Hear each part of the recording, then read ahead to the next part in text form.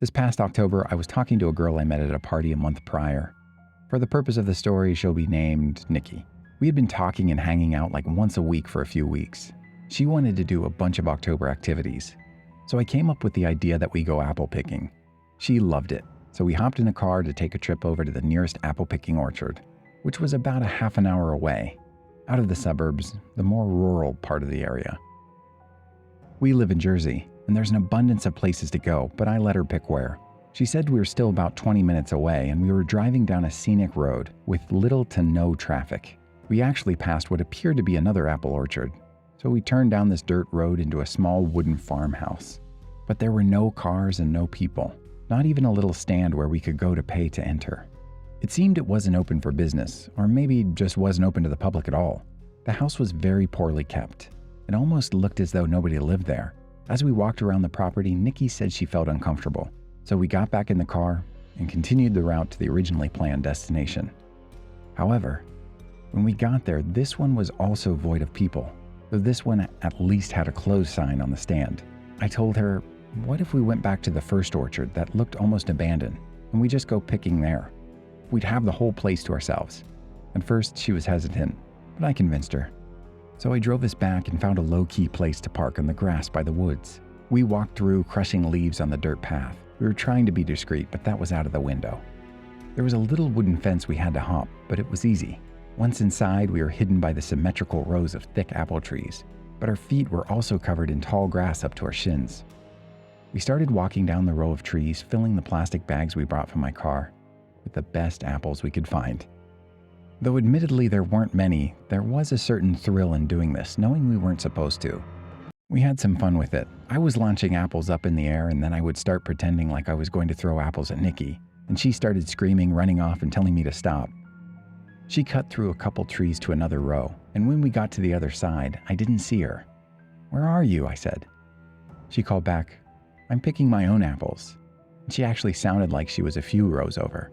I apologized, laughing, telling her I'd stop, but she didn't answer. I spent a few minutes trying to find her, and suddenly an apple landed right in front of me, which had been tossed from a few rows nearby. And another one landed close by. I yelled, "Stop," because I was actually afraid of getting hit in the head. And I ran through a couple of trees, and each row I'd pass, I'd look left and right trying to find Nikki.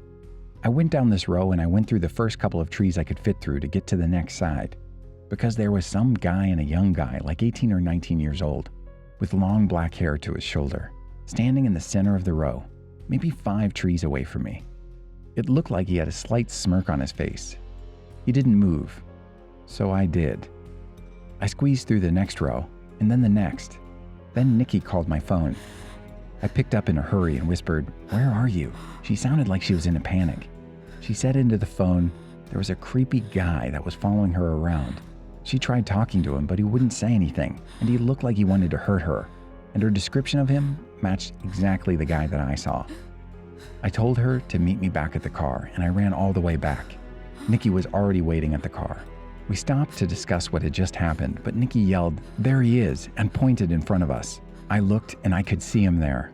He was half hidden by an apple tree, and we could only see his left arm and left leg and half his face. The way he just creepily spied on us, I had to get away. And so I did a 3-point turn off the grass and onto the dirt road. We passed the decrepit barn lake house and got back on the road. We talked over possibilities. Maybe he lived there. We passed by a fruit stand on the side of the road with a few people working on it. Nikki and I lost our apple bags, so we figured we'd just stop there. We picked up some apples and berries, and I just had to ask them about the apple orchard down the road. The 2 ladies working at the fruit stand proclaimed nobody should ever go anywhere near there. The owner's son had killed his girlfriend and then disappeared. The body was found near the orchard in the forest. The dad still owns the orchard, but to this day he hardly ever returns and doesn't keep up the place. We practically jumped in their faces as we asked them to describe the son, but they never seen him and don't know anything about him. I admitted to them that we went apple picking on the property and some creepy young man was following us. The 2 women said that it was best that we just got out of there when we did. They also kind of scolded us for not calling the police. However, one of the ladies did say she was going to warn the police. On the drive home, Nikki spoke to me about it. Everything she said really went in one ear and out the other. because I really thought to myself he actually ran face to face with a missing murderer in an apple orchard. And I still get chills wondering if that guy is still out there in the orchard. Did you like the story? Check out our channel for more.